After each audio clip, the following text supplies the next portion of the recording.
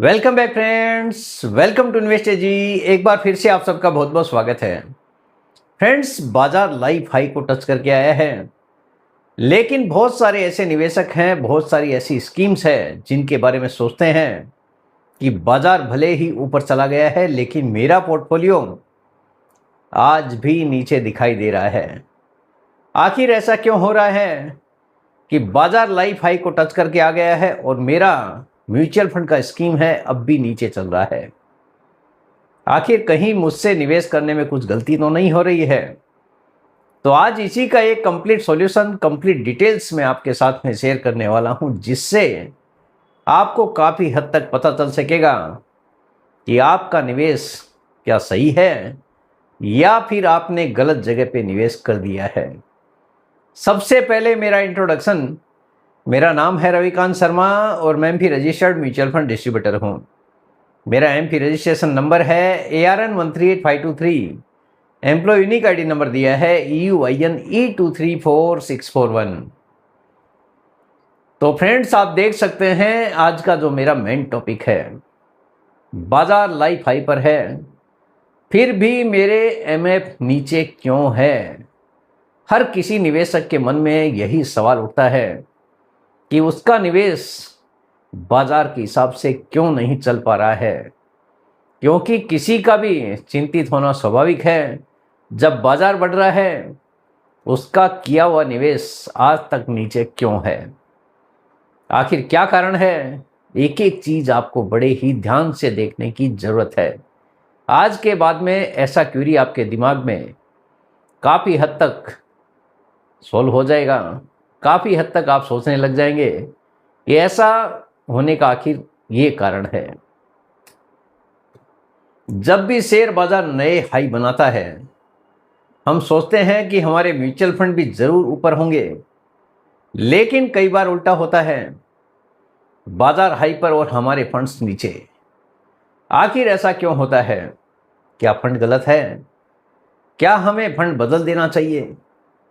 आज इस वीडियो में इसी का पूरा सच आपको जानने को मिलने वाला है। आपने कई बार नोटिस किया होगा, भले ही बाजार नीचे है, लेकिन कई बार आपके फंड्स भी ज़बरदस्त तरीके से ऊपर दिखाई देते हैं। और बाजार ज़बरदस्त तरीके से ऊपर रहता है तो आपके फंड्स काफ़ी हद तक कंट्रोल कर लेते हैं। यानी जितना ऊपर भले ही बाजार के हिसाब से ना बढ़े हों, लेकिन फिर भी काफ़ी हद तक वहाँ पे संतुलित आपको रिटर्न दिखाई पड़ता है। आखिर क्या कारण है जो इतना डिफरेंसेज आपको देखने को मिलता है? मार्केट हाई मतलब पूरी मार्केट हाई नहीं होती। मार्केट, आप खाली सेंसेक्स और निफ्टी को ट्रैक करते हैं मार्केट के लिए। मार्केट हाई का मीनिंग ये नहीं है कि पूरा बाजार ही ऊपर है। सेंसेक्स या निफ्टी सिर्फ 30 या 50 कंपनियों को औसत है। यानी सेंसेक्स और निफ्टी में केवल 30 और 50 स्टॉक्स ही रहते हैं, जो कि बाजार को इंडेक्स को दिखाते हैं कि बाजार आज इतना ऊपर है। उसी को देख के बहुत सारे निवेशक चिंतित हो जाते हैं कि बाजार ऊपर है, मेरा फंड नीचे क्यों चल रहा है। लेकिन आपके म्यूचुअल फंड में 70 से लेके 100 स्टॉक्स हो सकते हैं। यानी आपका जो निवेश किया हुआ है, हो सकता है आपके फंड्स में 70 से लेके 100 स्टॉक्स तक उसमें शामिल हो। कोई ज़रूरी नहीं है कि जो इंडेक्स का रिटर्न है, जो सेंसेक्स का रिटर्न है, जो निफ्टी का रिटर्न है, उतना ही रिटर्न आपका फंड्स भी आपको दे, क्योंकि आपके पास में 70 से लेके 100 स्टॉक्स में आपका इन्वेस्टमेंट किया गया है। अगर इंडेक्स के कुछ बड़े स्टॉक हाई बनाते हैं, लेकिन आपके फंड्स के स्टॉक अगर दबे हों, तो आपका फंड नीचे दिख सकता है। इंडेक्स में अगर आप देखोगे 5-10 बड़े स्टॉक्स ने भी बड़ा हाई लगा दिया तो इंडेक्स काफ़ी हद तक ऊपर चला जाता है। लेकिन आपका जो निवेश किया हुआ है, जो फंड आपके पास में है, वहाँ पे 70 से लेके 100 स्टॉक्स हैं जिनका एवरेज आपको देखने को मिलता है। और इंडेक्स में काफ़ी हैवी वेट ऐसे हैं जो सेंसेक्स और निफ्टी को काफ़ी हद तक कंट्रोल कर लेते हैं, क्योंकि वो हैवी वेट है। अगर वहाँ पे कुछ भी बड़ी तेज़ी बनती है तो बाजार आपको काफ़ी हद तक तेज होता हुआ दिखाई देता है। यानी सेंसेक्स और निफ्टी ऊपर जाते हुए दिखाई देते हैं। आपके फंड्स में ये सब चीजें पॉसिबल नहीं है क्योंकि वहां पे ज्यादा स्टॉक्स है। एग्जाम्पल, निफ्टी हाई बना रहा है क्योंकि रिलायंस, एचडीएफसी, टीसीएस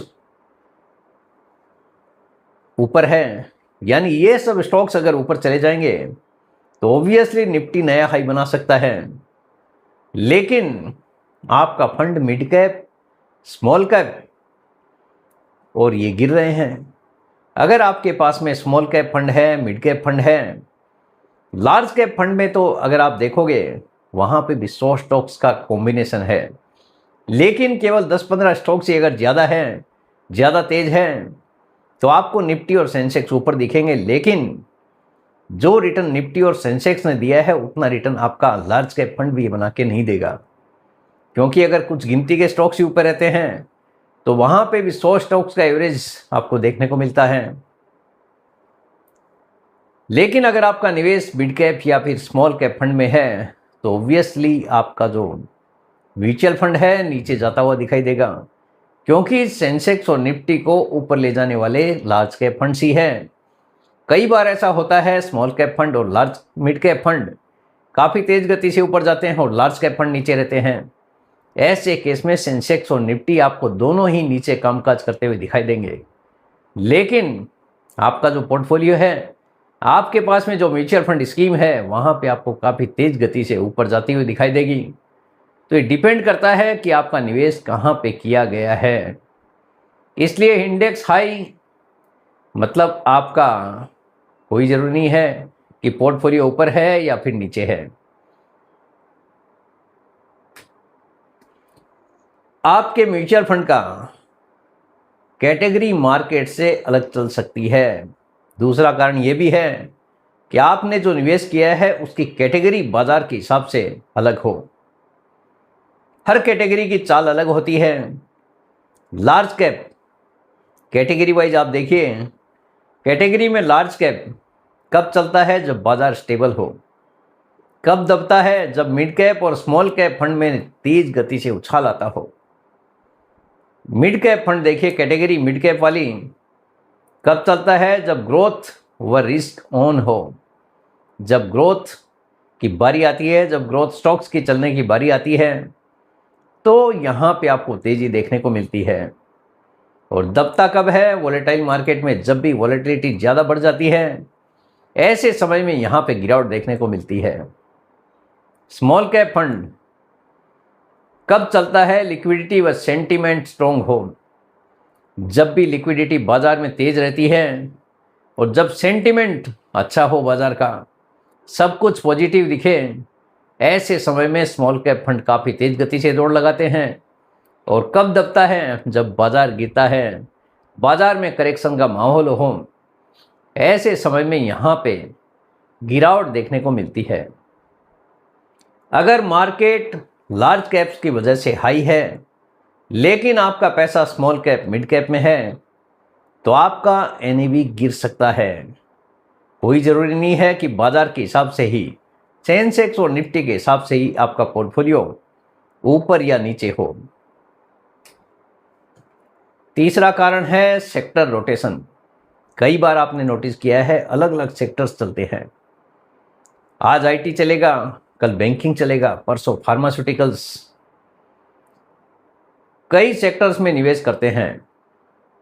मार्केट में सेक्टर रोटेशन चलता रहता है, यानी हर सेक्टर का अपना अपना एक समय है, उसके हिसाब से ही यहाँ पे सेक्टर रोटेट होते रहते हैं।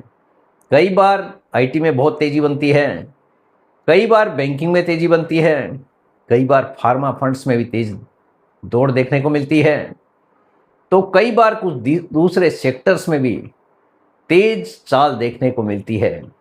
यानी जो सेक्टर का समय आ जाता है वो सेक्टर वहाँ पे तेज दौड़ लगाता हुआ दिखाई देता है।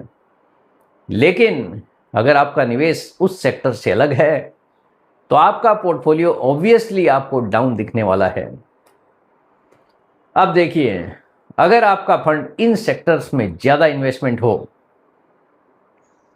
आईटी, फार्मा, एफएमसीजी, केमिकल्स, और मार्केट में तेजी इस वजह से आ रही हो अगर आपका देखिए इन्वेस्टमेंट आईटी, फार्मा, एफएमसीजी और केमिकल्स वाले स्टॉक्स में है और मार्केट में अगर तेजी बैंकिंग, ऑटो, इंफ्रा, पीएसयू में आ रही है तो आपका फंड आपको अंडर परफॉर्म करता हुआ दिखाई दे सकता है। यानी यहाँ पे आपको डाउन साइड देखने को मिल सकती है, क्योंकि आपका जो निवेश किया हुआ है वो सेक्टर्स फिलहाल अंडर परफॉर्म कर रहे हैं। मार्केट का हाई वॉल्यूम पर नहीं बल्कि कुछ स्टॉक्स पर बनता है। मार्केट में जो तेजी दिखती है आपको, वो कुछ स्टॉक्स के ऊपर बनता है। कभी कभी इंडेक्स हाई सिर्फ 4-5 हैवी वेट स्टॉक्स की वजह से बनता है। केवल 4-5 जो हैवी वेट स्टॉक्स है, अगर वहां पे बड़ी तेजी देखने को मिलती है तो भी आपको इंडेक्स ऊपर जाता हुआ दिखाई देगा, चाहे बाकी स्टॉक्स बाजार में नीचे हों। लेकिन अगर हैवी वेट्स ऊपर हैं, रिलायंस, टीसीएस जैसे स्टॉक्स, एचडीएफसी बैंक जैसे स्टॉक्स अगर ऊपर हैं तो आपको इंडेक्स ऊपर जाता हुआ दिखाई देगा। लेकिन अगर मिड कैप और स्मॉल कैप में बड़ी गिरावट है तो आपका फंड भी आपको बड़ी गिरावट दिखा सकता है। बाकी 70 से लेकर 80% मार्केट फ्लैट या फिर गिर भी रहा होता है। ऐसा कई बार आपने नोटिस किया होगा। बाजार ऊपर इसीलिए चला जाता है कि क्योंकि कुछ बड़े स्टॉक्स बाजार को ऊपर खींच लेते हैं, बाकी या तो फ्लैट रहते हैं या फिर वहां पे गिरावट देखने को मिलती है।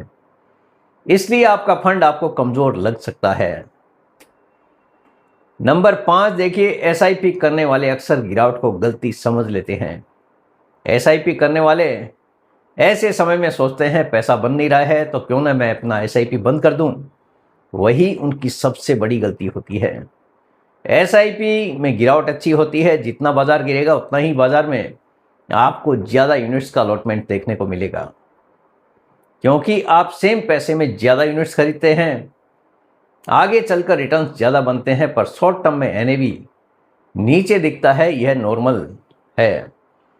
अगर ये सब नॉर्मल आप सोचोगे कि ये सब बाजार का प्रोसेस है तो आप आसानी से लंबे समय के लिए निवेश कर सकते हैं। अदरवाइज जो कोई सोचता है कि मेरा निवेश गलत जगह पे है तो कभी एग्जिट कभी इन ये सब करते रहेगा। तो ये सब करके कोई मीनिंग नहीं है। आपका जो निवेश है उसमें आपको लंबे समय तक टिके रहने की जरूरत है, चाहे बाजार जैसा भी चले। नंबर 6 देखिए, म्यूचुअल फंड एक बास्केट है, ना कि ये कोई इंडेक्स है। म्यूचुअल फंड को फंड मैनेजर मैनेज करता है और अपने हिसाब से स्टॉक्स का सिलेक्शन करता है। इंडेक्स केवल सिलेक्टेड स्टॉक्स है, लेकिन म्यूचुअल फंड एक पूरा बास्केट है, डाइवर्सिफाइड है। अलग अलग सेक्टर्स में इन्वेस्टमेंट किया गया है। म्यूचुअल फंड में अलग अलग स्टॉक्स के वेटेज भी है, इसलिए उनकी गति मार्केट से अलग होना बिल्कुल नॉर्मल है। तो आपको चिंता करने की कोई ज़रूरत नहीं है अगर आपका पोर्टफोलियो नीचे है और बाजार ऊपर है तो, क्योंकि कभी कोई सेक्टर चलता है कभी कोई सेक्टर। हो सकता है फंड मैनेजर ने वैल्यू स्टॉक्स में इन्वेस्टमेंट किया हो और ग्रोथ की बारी है, हो सकता है ग्रोथ चल रहा है, आपका इन्वेस्टमेंट वैल्यू स्टॉक्स में है। तो एक साइकिल है, ये समय समय पर बदलता रहता है। आप ये सब देखकर बिल्कुल भी अपना इन्वेस्टमेंट कम करने की कोशिश ना करें। फंड मैनेजर की स्ट्रेटेजी अलग हो सकती है। अगर फंड मैनेजर वैल्यू स्टॉक्स में निवेश कर रहा है और मार्केट ग्रोथ स्टॉक्स में भाग रहा है या डिफेंसिव में निवेश कर रहा है तो एनएवी कुछ समय तक दब सकता है। तो ऐसा बाजार में चलते रहता है। आपको ज़्यादा चिंता करने की ज़रूरत नहीं है, क्योंकि आज अगर दूसरे स्टॉक्स की बारी है, कल आपकी बारी ज़रूर आनी है। कल वहाँ पे आपको मंदी देखने को मिलेगी, आज आपको अपने पोर्टफोलियो में मंदी देखने को मिल रही है। तो ये बाजार का प्रोसेस है जो कि चलता रहता है। म्यूचुअल फंड शॉर्ट टर्म नहीं होते हैं। अगर आप इन्वेस्टमेंट कर रहे हैं तो लंबे समय के निवेश के लिए आपको तैयार रहने की ज़रूरत है।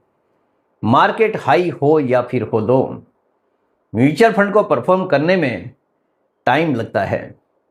किसी भी फंड को 1 से लेकर 3 साल में वॉलेटिलिटी बनी रहती है। अगर आपने निवेश किया है तो 5 से लेकर 7 साल में स्टेबिलिटी आती है, जहां पे आपको लगता है कि अब ठीक है, भले ही यहाँ पे रिटर्न कम है, लेकिन उसके बाद भी नुकसान तो नहीं है। तो नुकसान से बचाने के लिए 5 से 7 साल का समय देना जरूरी है। 1 से लेकर 3 साल तक वॉलेटिलिटी बनी रहती है, कभी ऊपर जाता है पोर्टफोलियो तो कभी नीचे। 10 साल या उससे ज़्यादा समय में वेल्थ क्रिएशन आपको दिखाई देता है। अगर आप निवेश करना चाहते हैं तो 10 साल या उससे ज़्यादा का समय आपके पास में होना ज़रूरी है, अगर आपको बड़ा वेल्थ क्रिएट करना है। कंक्लूजन देखिए, निष्कर्ष क्या निकलता है, क्या करना चाहिए। बिल्कुल भी पैनिक ना करें, ये बाजार ऐसे ही चला है और आगे भी ऐसे ही चलने वाला है। फंड रिस्क कैटेगरी को समझें, अपने फंड को समझें, रिस्क कैटेगरी को समझें, उसके बाद ही निवेश करें। अपने गोल्स के लिए राइट कैटेगरी चुनें। अगर आपका कोई गोल है लाइफ का, अगर आपको पैसा बनाने का कोई टारगेट आपने डिसाइड किया है, तो उस गोल्स को आप राइट कैटेगरी के हिसाब से निवेश कर सकते हैं, उसके हिसाब से आप अचीव करने का प्लान कर सकते हैं। शॉर्ट टर्म में गिरावट नॉर्मल है, एसआईपी को कंटिन्यू रखें। शॉर्ट टर्म में हो सकता है कि बाजार आपको गिरावट दिखाए, तो आपको एसआईपी बिल्कुल भी बंद नहीं करना है, एसआईपी को कंटिन्यू करने की आपको ज़रूरत है। और सेबी रजिस्टर्ड एडवाइजर से ही सलाह लें।